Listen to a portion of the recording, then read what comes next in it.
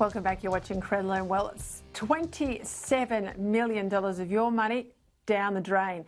A scathing report out today by the Australian National Audit Officer has found the Department of Infrastructure, this is in Canberra, spent $30 million on a piece of land worth 10 times less for the future expansion in about 10 decades' time for the Western Sydney Airport. The audit found the department failed to advise the government that the Leppington Triangle land in Bringelly was worth just over $3 million before the recommendation was put up to purchase the property. It's time now for my panel. Social commentator Prue McSween joins me from Sydney. Former Labor Senator Stephen Conroy is in Melbourne. All right, Stephen Conroy, not only can't they count, can't they get a decent valuation that they pay over the odds with our money, but the minister was cut out of all of this. Now, I can't... There's one thing for a minister to make a dumb decision, but I'm surprised that there's something like this for the bureaucrats. I'm gobsmacked. Well, I gobsmacked is the exact word, Peter, that on reading the details. I mean, you and I have both been subjected to Auditor General reports over the years, and they're very cautious documents. They're very careful in what they say, and they don't use language normally like unethical conduct.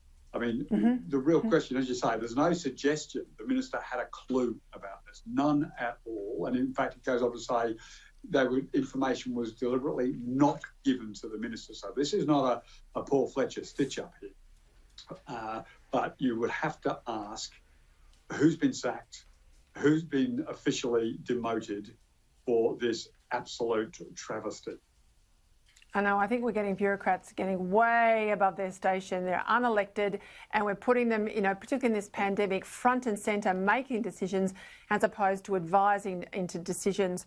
Prue, I've got to go to this sorry news about Christmas. We're told shortages, fruit and veggie, and double the prices, we're also told, because it all goes down to the job seeker and job keeper, making it too easy for people to stay at home and not work.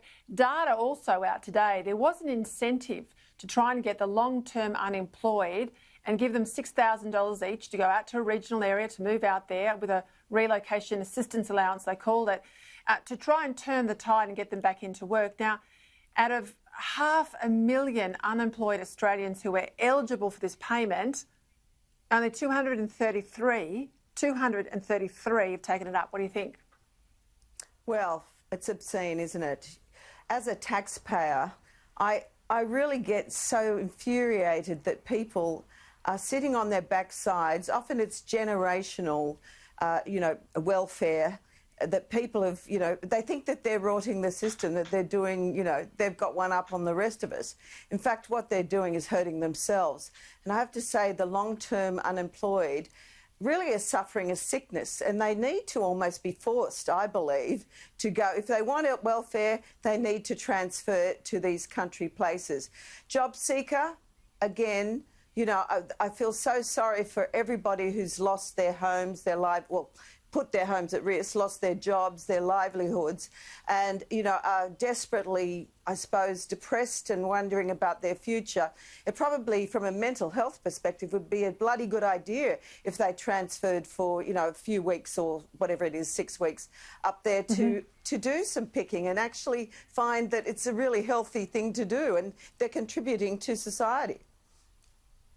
Well, Stephen, I don't know that the ABC are contributing to society. There's a big push to get them to defer their 2% pay rise, to show that they're in it with everybody else. We're all in this together. It doesn't look like they'll do it. Now, when the poor people that pay the taxes in this country are losing their jobs, it sort of seems a bit rich for the ABC not just to have a freeze, but to get this 2% increase, doesn't it?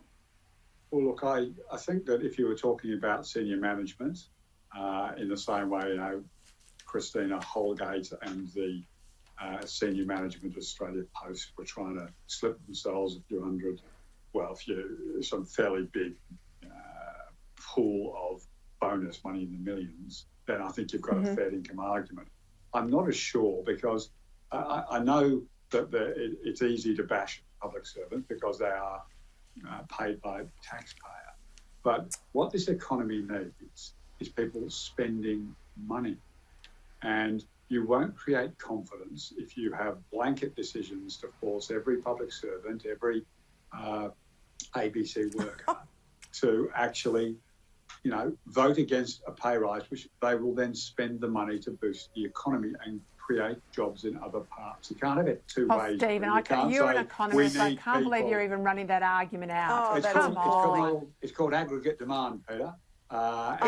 Anything that reduces aggregate demand is not good for the economy at the moment.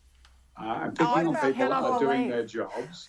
If the ABC was performing, they were growing eyeballs, you know, that more people were watching them other than the sort of 2% of the Australian public who everyone pays for them, but bugger all watch them. That might be one thing. I mean, at least Aussie Post to run off their feet, aren't they, Prue, delivering everything we're ordering online because we're locked up? No, I'm sorry. What Christina Holgate and the team were doing at Aussie Post wasn't about them being run off their feet. They were calling on volunteers and putting a huge pool of bonuses in front of themselves, but they promised. Well, that was obscene. But Stephen, in terms of the ABC, it's a joke. You know, public servants are so lucky; they haven't suffered at all during this crisis. You know, the people I know who are suffering so much because they've either lost their jobs or they've watched their businesses just go down the toilet. They're the ones paying for this ABC and the public servants, and they're threatened. Their whole livelihood, their futures, everything they've worked hard for has been compromised. So for the ABC and any other public servant to say that they deserve a 2% or any percent pay rise is quite obscene. It's disgusting. And I might add pensioners will get no indexation to their pension because of falling inflation. Stephen Conroy, Prue McSween, thank you for your time. Thanks, Peter. All right, thank you for your company tonight.